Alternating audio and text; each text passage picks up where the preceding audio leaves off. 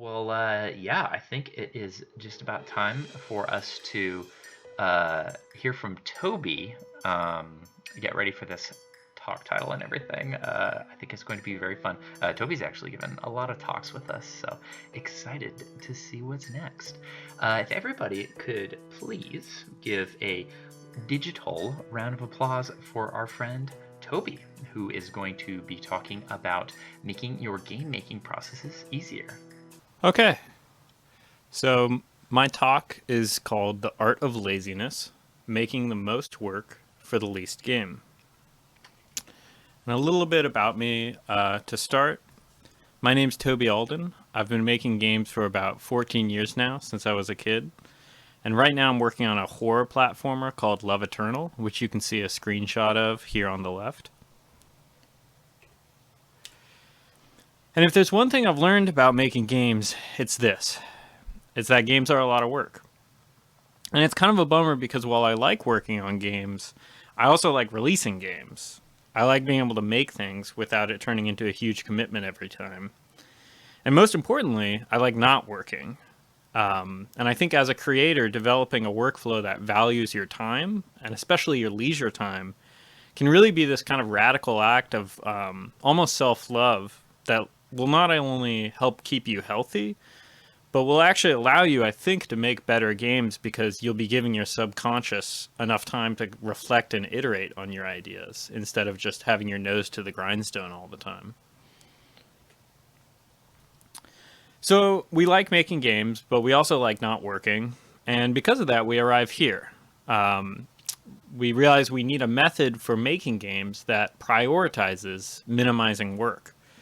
And for the rest of this talk, I'm just going to be outlining the method that I've developed for myself. So I want to start with what I consider to be the golden rule of labor-saving game making.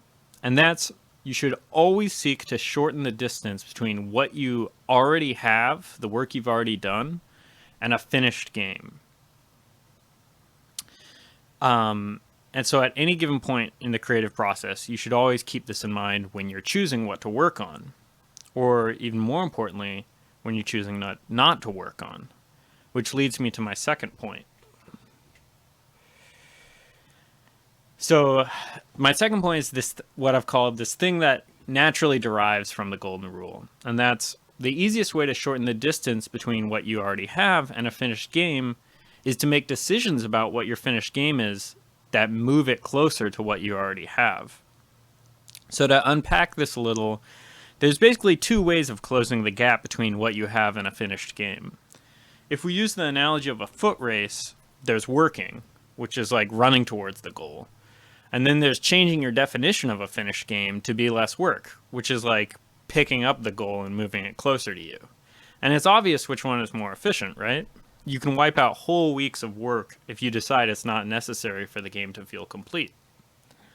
So that's my big thesis for this talk. For the rest of it, I'm going to talk about some of the other ways you can save work, kind of tips and tricks I've picked up along the way as I've made games. But remember that this is going to be the biggest one always. And making labor-saving decisions about your finished game will always be your most powerful weapon in this fight against work, so to speak.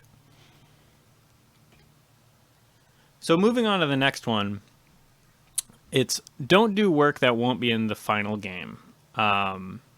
So let's say you started working on a game and you have a dozen or so placeholder assets. You have some concept art, some design documents, and maybe like one finished sprite for the main character. So how much work have you done on the final game? You actually only have one finished sprite. So don't do this. It's not actually helpful to plan stuff out extensively a lot of the time. Not only because it doesn't get you closer to a finished game, but it also makes you less flexible to changing your definition of a finished game down the road. And when you plan your entire game out ahead of time, you often lose the ability to sense what the game is actually growing into during development. So you miss out on opportunities. I think you also deny yourself the joy of getting to interact with kind of this creating, evolving idea if you just kind of make it static from the get-go and don't listen to the feedback that emerges naturally in the act of creation. So does this mean you should never have design documents or concept art? Everyone's workflow is different. If you're a solo dev, I think the answer is usually yes, you don't need them. But if you're working with a team, it's a little different, which brings me to my next point. Work with other people. This can save so much time. You can make it so you're no longer responsible for a huge chunk of work, be it art, music, sound, level design, whatever. But to be clear, when you do this, you also gain a new responsibility, and that's communicating the game's needs to them clearly.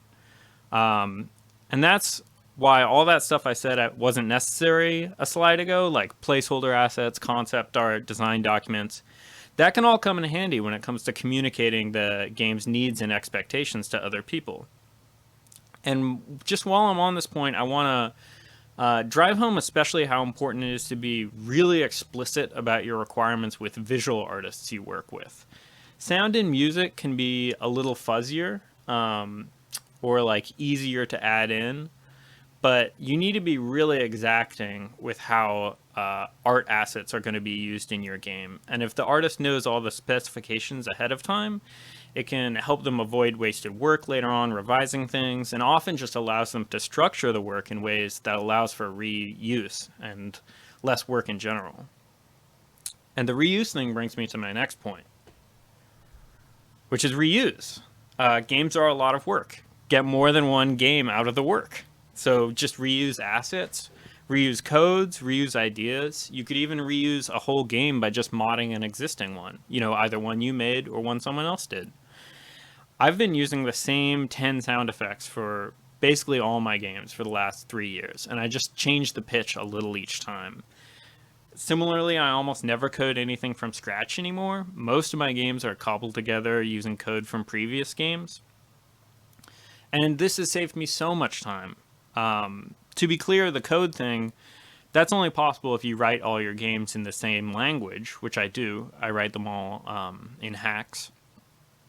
And that's something I encourage you to think about doing as well, because it actually leads me into my next tip, which is tool momentum. This one's pretty simple. The idea is just that the longer you stick with a given tool, the faster you get with it. And I know when I started out as a game developer, I kept hopping between all these different frameworks trying to find the perfect one that didn't have any annoying quirks. But over time I realized they all have annoying quirks, and it's way better if I just know them up front and are used to them and know all the workarounds for them than if I try and seek out this platonic ideal perfect tool. And this is why I think most of the time the answer to questions like what tool should I use for X or what game engine should I use is always going to be the one you already know, because you have the momentum with it already. You're not wasting that initial energy to even just get situated with the tool and figure out how to use it at all. So those are all my biggest kind of labor-saving tricks, and I've listed them all here together. But there's one more thing I want to address before I wrap this up, and that's related to my first point. The phrase that gets tossed around a lot when people talk about cutting work from your final game to, save time is scoping down. People use the phrase scoping down, and I've deliberately avoided it up to this point. And the reason is I don't want to imply that cutting work always has to result in a smaller game. I think there's a ton of value in smaller games, and that in general games are way too long and bloated. But I also sympathize with the desire as a creator to make something more substantial that can be played for longer. A game not like 80 hours, but a game that can be played for, 2 or 3 hours as opposed to 5 minutes or something. And that's why I've included this last slide. So what if I don't want to make a small game?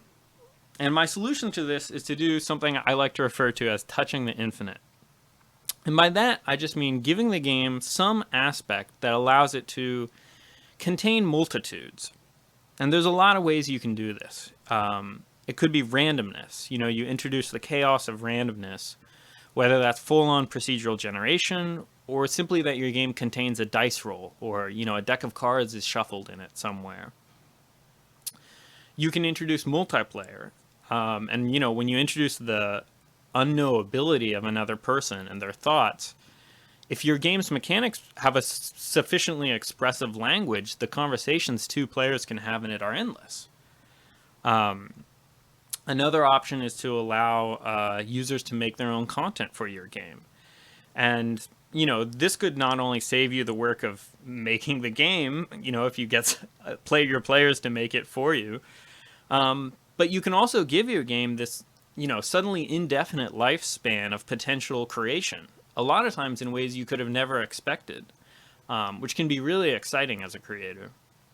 And then finally, maybe the simplest way to introduce this aspect of infinity into your game is to just allow for some element of improvement on replay. And, that could look like a scoring system, letting players compete for high scores, or even just displaying the total time it takes to clear the game. That was something I did with the last game I released, Flower Visit, which is a pretty simple platformer, but just including the total time at the end, I suddenly, people would beat it and send me their screenshot of that last screen on Twitter being like, oh, I like this. It took 100 seconds for me. It kind of introduces this natural desire to show your result to other people, and then, introduces some competition, trying to compete with other people. It really opens up the game to be more than just kind of this single sit down and play experience. So that's more or less all I have to say on the subject. I encourage everyone to make games and try and put as little work into them as they have to, because you can only make so many games in your finite lifespan, so you might as well try and organize the way you work to allow you to make as many as possible, because I'm sure you all have so many wonderful ideas that are just waiting to be expressed. So yeah, that's it. If you have any questions, feel free to reach out to me. I'm Toby Alden on Twitter. Thanks again to PIGSquad for letting me put this talk on, and I think that's all I have. Thanks a lot. All right, thank you so much, Toby. That was great. Yeah, clap, clap, clap. It's funny, I was just saying this in the chat, and if anybody else has any questions for Toby, please feel free to ask. But I was just saying in the chat, just like I think about some of this stuff so frequently, especially with regard to the idea of sticking with tools that you like, or how to best expand a game's replayability by touching the infinite. And I really like that graphic. Yeah, if we have a question for a Twitter handle. Yeah, actually, it's fun. Let me. I was bringing this up a second ago, but let me click through here super quick. You can probably find a lot of Toby's presentation on our YouTube. I don't remember if there was one this much. Here's one right here. Here's one right here. Yeah.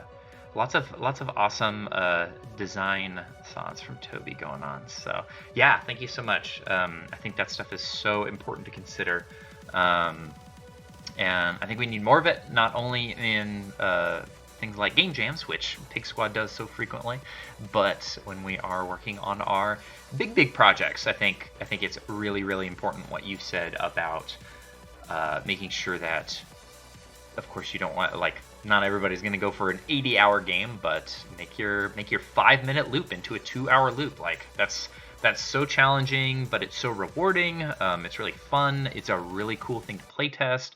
I think it's really cool to hear about people sending you screenshots of their high scores and everything like that. So yeah, that's awesome.